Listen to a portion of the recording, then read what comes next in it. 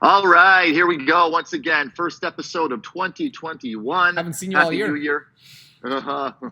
Clearly, Remember again, Drew's? the Remember worst. Drew's dad? Drew's dad used to crack that joke. He used to watch college football on New Year's Day. He used to crack that joke every year. Every time, quick story. The first time I met Drew's dad, he told me this joke. He said, "Adam, did you know that Baseball's because in we the were Bible? outside playing baseball in the Bible in the beginning, the big inning." Yeah, way to go, Doug.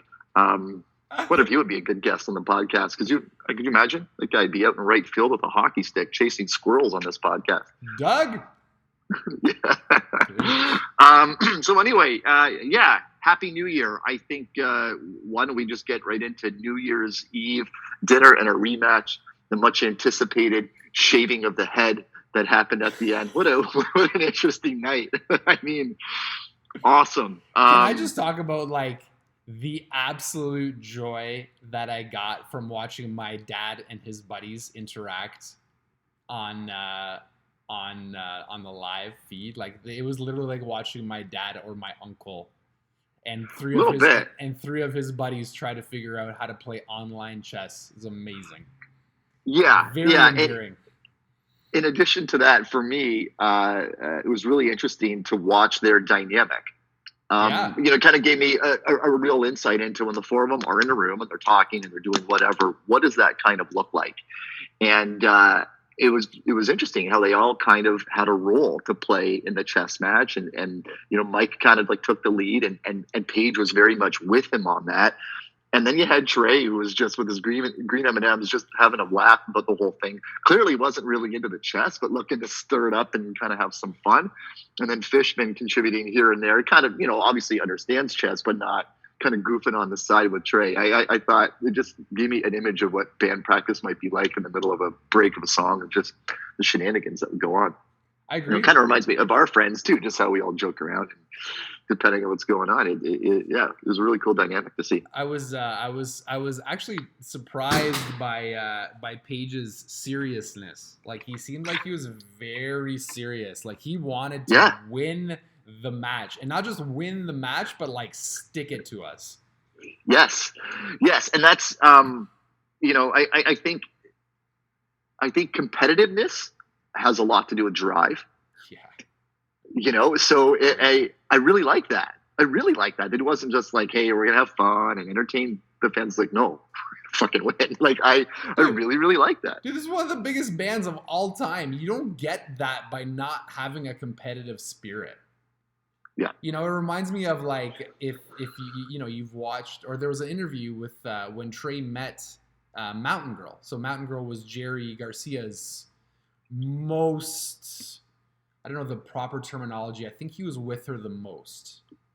Okay. And he was really thrilled and humbled to meet her, and he had a whole bunch of questions, and she's like, yeah, I'm not really sure where this image of this happy-go-lucky hippie came from, because when he was at home, he would play hours a day on scales, nonstop, to figure this out. Right. And it would drive him crazy that people would think he was endeared somehow, these songs just kind of came to him. Right.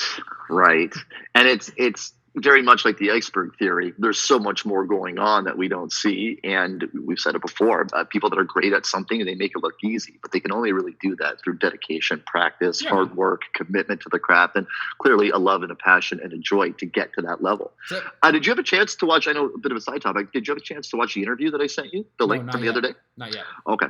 Yeah, maybe we'll talk about it in a future episode. But I would say from about 45 minutes in until an hour and 15 minutes in, that half hour is probably the best, where where Trey talks more about process, about just thoughts about old songs that he wrote and how it's changed over the years. Really, really cool to listen to. Cool. 4 or 5 years old now. I'll check it out.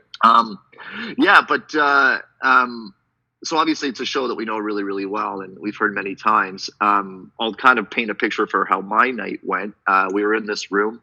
Megan was sitting there with a book, and I was in the back row watching and commenting, and she sat here until about 10:30. So she watched a good couple hours of it and popped her head up every now and then, and just, I could see her kind of tapping along, nothing really big.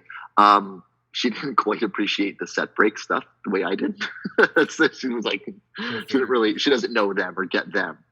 And I was trying to kind of help her along with this guy. This is what he's all about. But it was still fun. I mean, music was great. The Weekapog in the third set. So good. But yeah, nothing really. Just a really entertaining night. It was nice. So Megan went up to bed about 11 o'clock, 10 after 11. And I stayed up. I kind of faded a bit and came back into it, but I hung on. I was sort of fading. Then towards the end, I kind of opened up my eyes again. And Fishin was like half shaving his head. I'm like, holy crap.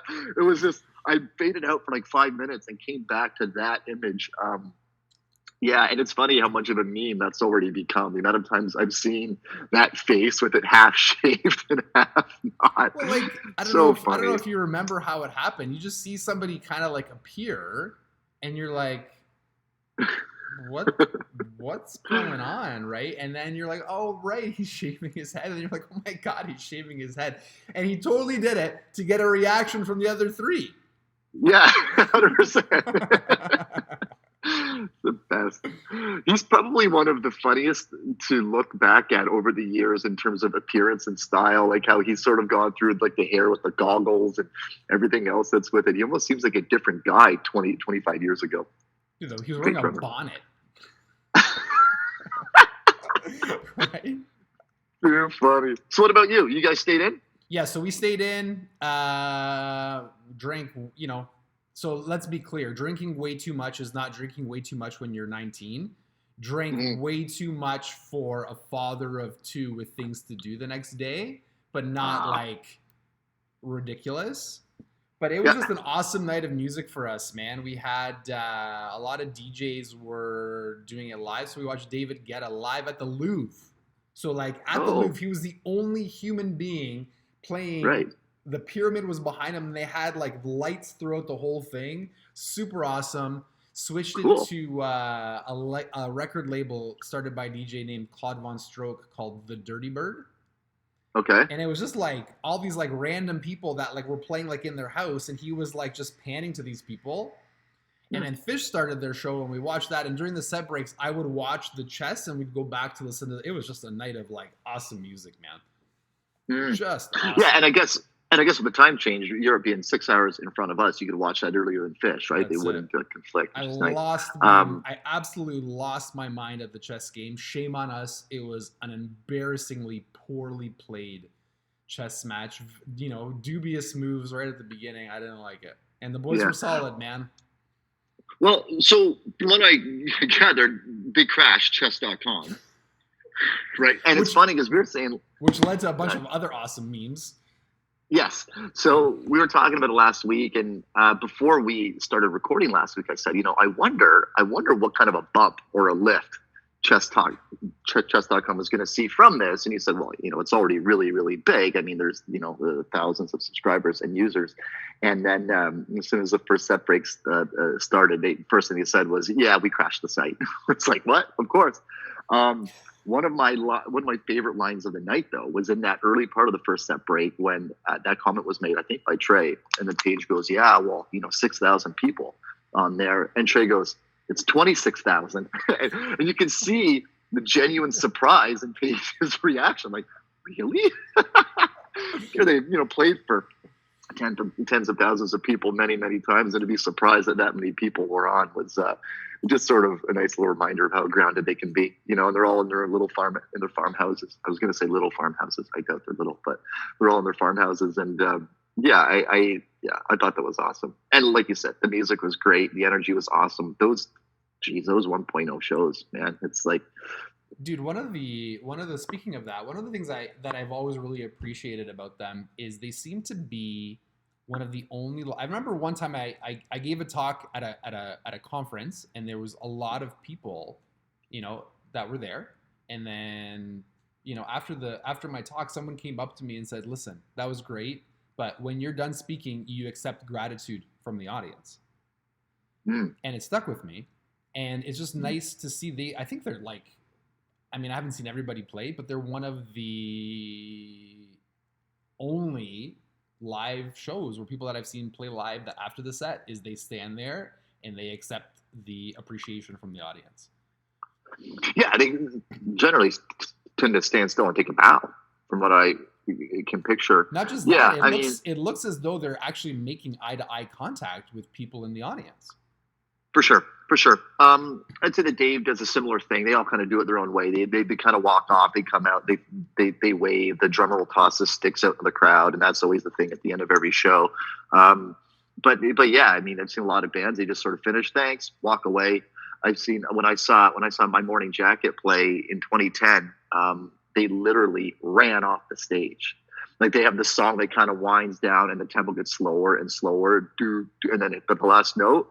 And they literally ran. Like the last note hit, boom, split, gone. And that was the show. And we were like, what the fuck? Okay. Was there an encore? Yeah. Or was that the encore? You know what? I think there was the encore. It was 10 years ago, and I don't remember it that well. But sorry, I totally ruined your story. You wanted like dramatic effect, and then I like asked you like a logical question. No. And you're like, no, not at all. Asshole, you ruined wasn't a lot of dramatic effect with My Morning Jacket after the weekend of Bonnaroo in Toronto in a little club. It was a great show. They just had a new album that had come out. Some of their gear was waterlogged from the Bonnaroo weekend because it had rained.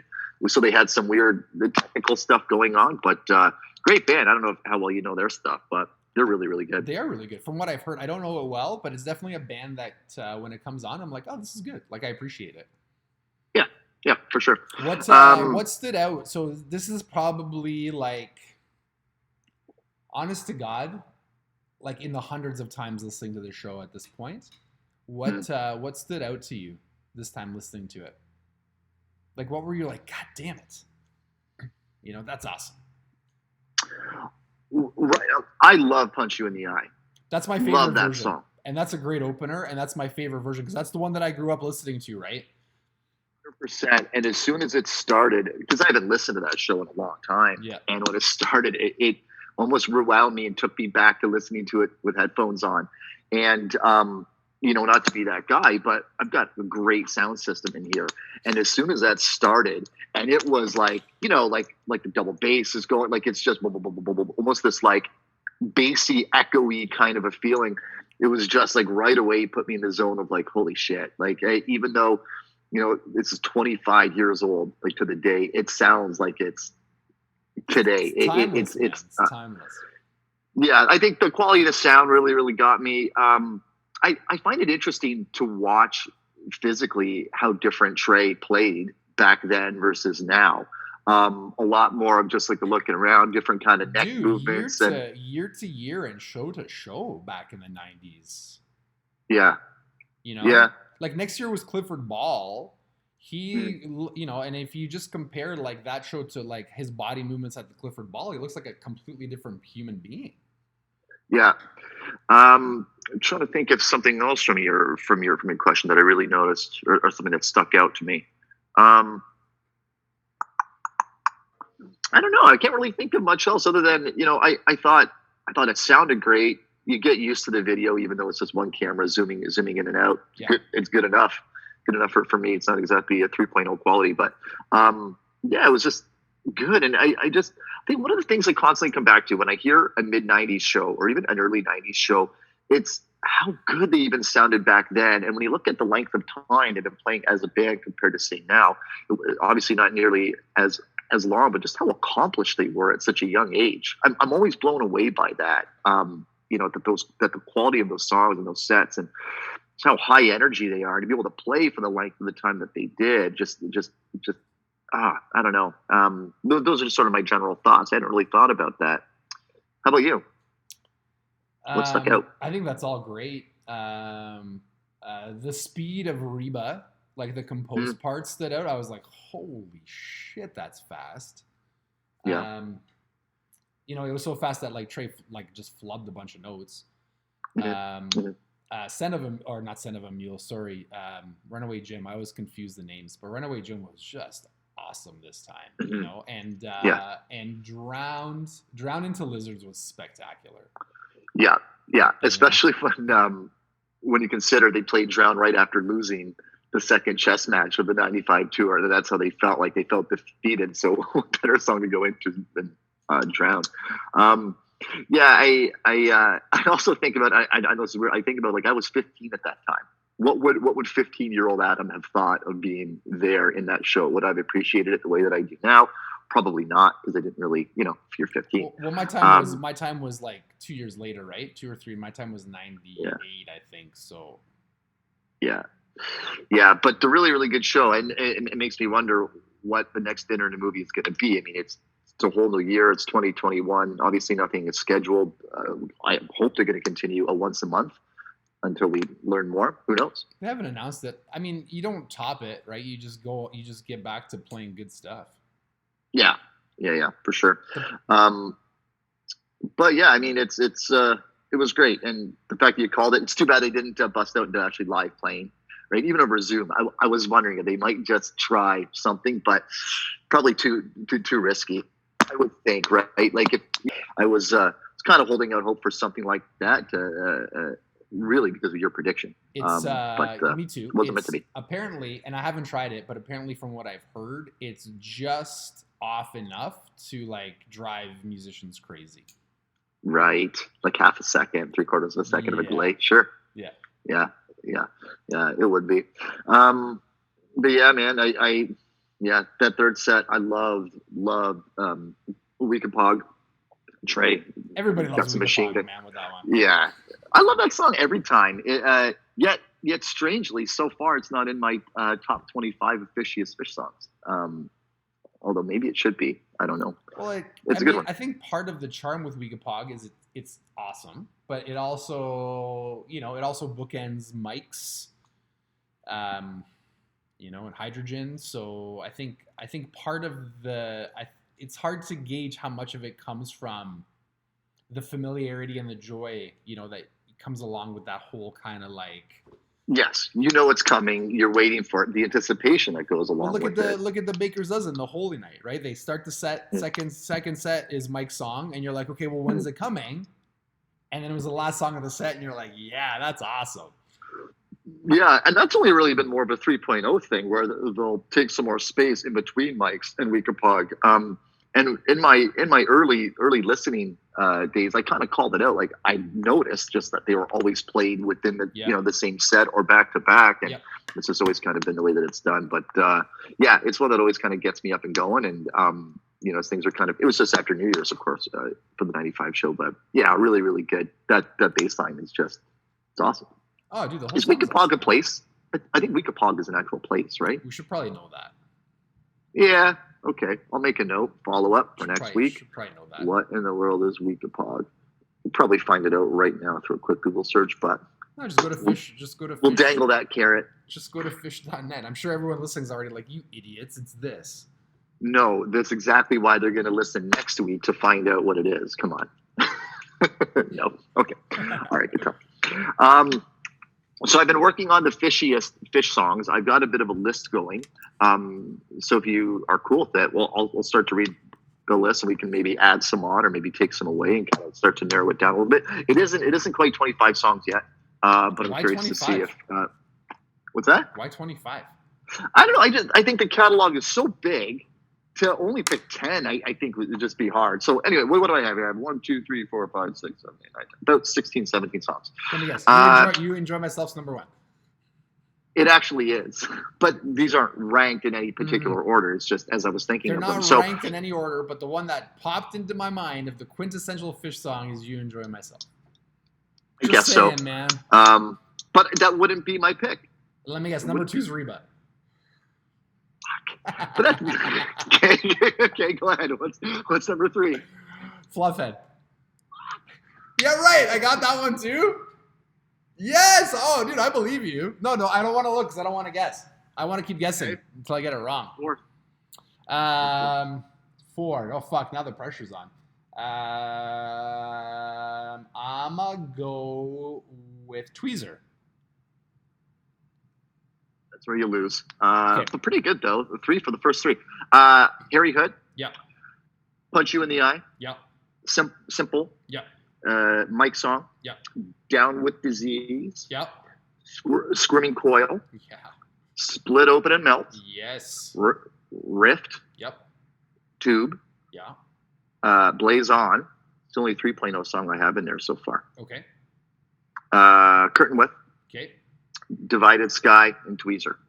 And I started that list 5 minutes prior to logging on with you, so it's not like I've been laboring over it for the past week or so. But that's sort of what I have in there. Can you think of a song that might be the Phishiest Phish song that's not in that list? David Bowie. Shiza. Yep. Slave. To the Traffic Light. Oh God, yes. Oh, that's so fucking good, that song. Slave. What about something? I was thinking about something like Sand, or what else from Farmhouse? I was thinking Piper or Bug. I don't think they'd ultimately win, so it almost kind of feels like pointless to put it in.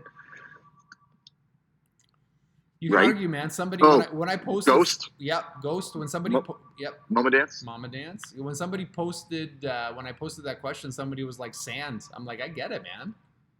Yeah, I get it. I thought of actually. I don't know if this would be a good piece of the criteria, but what about like, and I guess would really limit it to early songs is historical significance.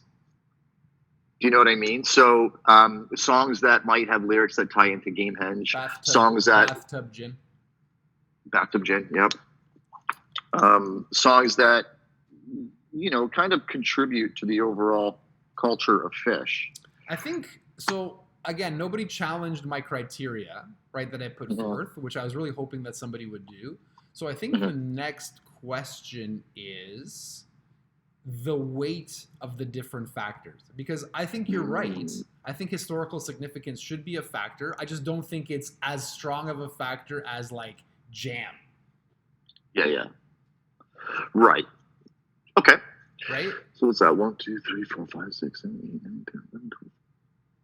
Like, look at it this way: if you were to remove one of those criteria, would it take the song out of contention? Like, if you were to remove and say, what's the Phishiest Phish song without having a jam? Question over. None. Zero. Right. You need a jam. Right? Agreed. Yep.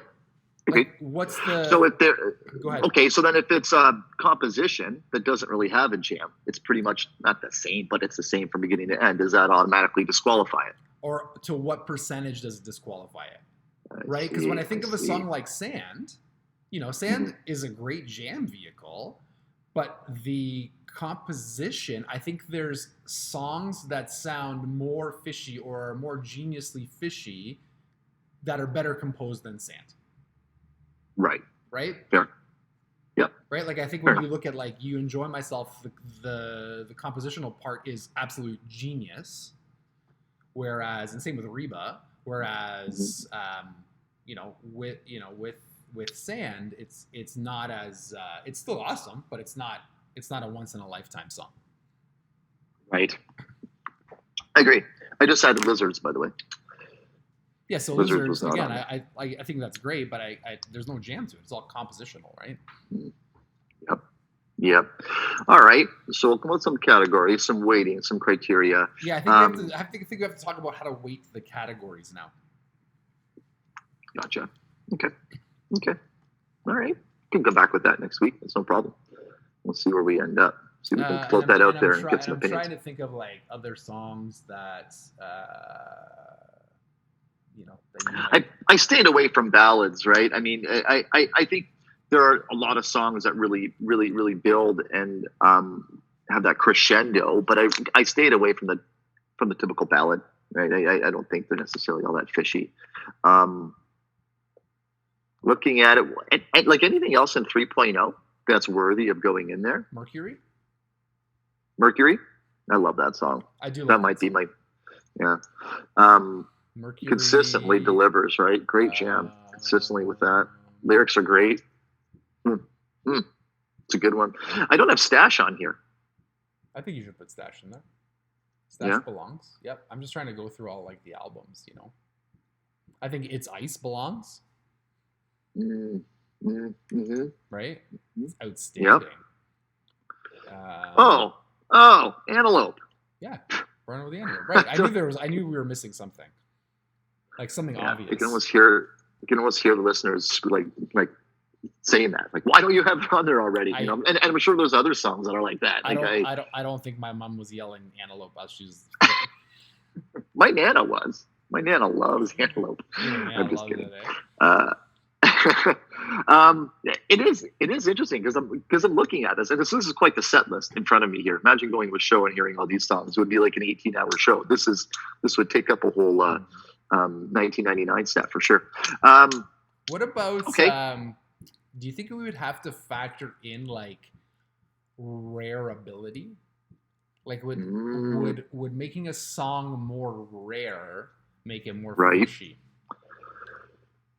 I think I don't know if it makes it more fishy. I think it probably, to a Phish fan, would very much add to the experience if they were to see it live at the show. So if you've been to 40, 50, 60 shows, and then it's your first time seeing Curtain With, right? That would feel pretty damn special. Yeah. But I don't know if that necessarily makes it a fishier Phish song. Yeah, but what if, like... I think you should add Theme from the Bottom to that list. Oh. But I mean, so what if it was like a really awesome song? Like nobody is going to, other than like people who really like the individual song, is going to get hyped up to see, Playing in the Velvet Sea or Waiting in the Velvet Sea, right? Mm-hmm. But you could argue something like McGrupp, Okay. Like people would get super jazzed up to hear McGrupp. Right, or Esther. Right. Yeah, some of those older tunes, even like Tila, you don't hear very often. Fuck, I love that song. It's such a good song. song. I know. It's so good. Yeah. Okay. So rareability. Is that what we're calling that? Yeah, and I mean, even if it's like a few percentage points, Right.